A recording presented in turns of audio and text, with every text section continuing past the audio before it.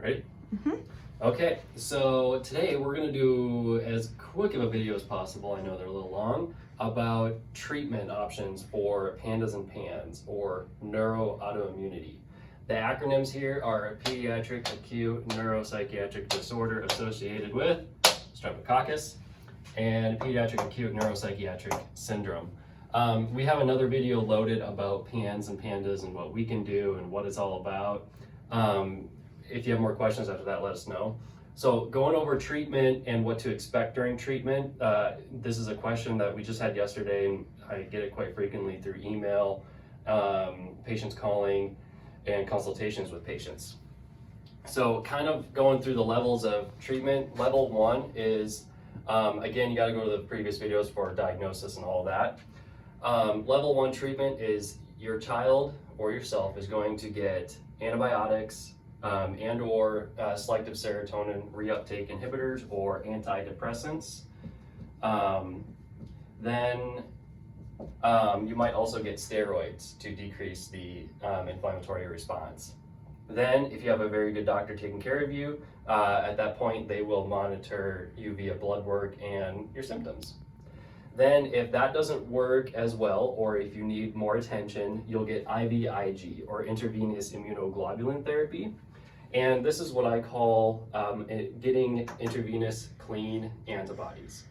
Antibodies are proteins, and if you have clean antibodies, antibodies without as much of a memory attached to your body, your immune system, then you will have a less severe response. The child will quit attacking their own body, their own brain, which is a side shot up here, which we'll get to in a second.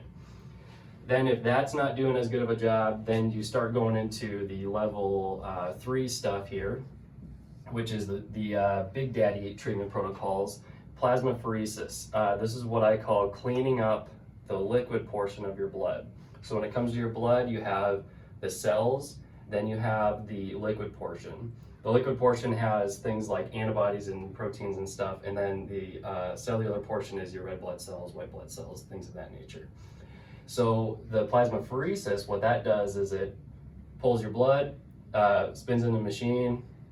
Someone really smart invented a technology to be able to clean it out. Then they inject it back, or they might inject someone else's plasma as well back into you. That is also why it's a very good idea to donate plasma. It's really easy. You actually get paid for it. So something to look into. People need plasma left and right. Almost need more plasma than you do blood in general. Then if that is not getting the child where it should be, then you start getting into the ultimate treatment protocol here, which is rituximab.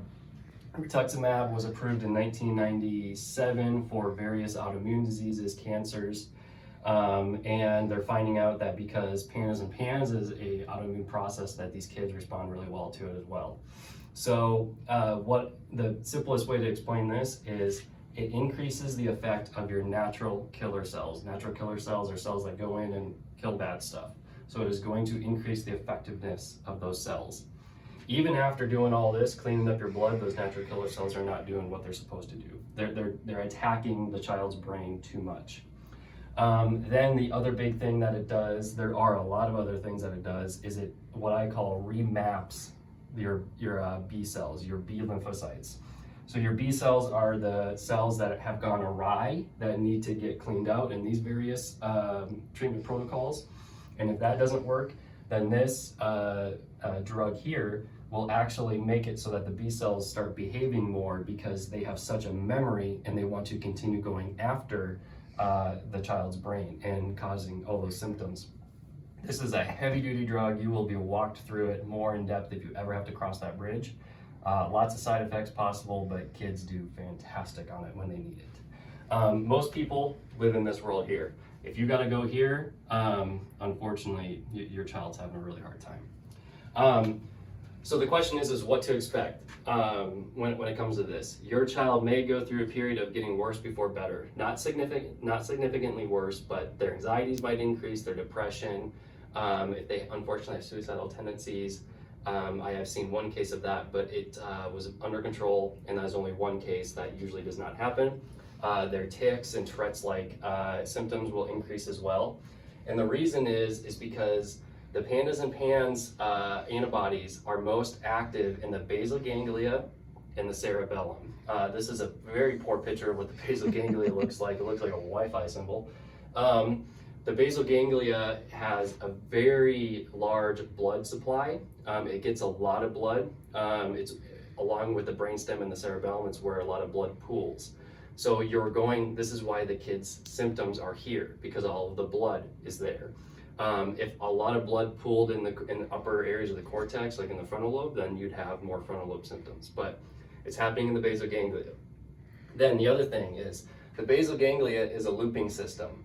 It goes and it talks to the cortex, and then it goes back through the basal ganglia, the thalamus, and the cerebellum comes in and says hi, and then it goes back up and it loops again. And then it goes back through the basal ganglia, the thalamus, and then the cortex, and then it loops again. Yours just looped probably 1,000 times in the previous nanosecond.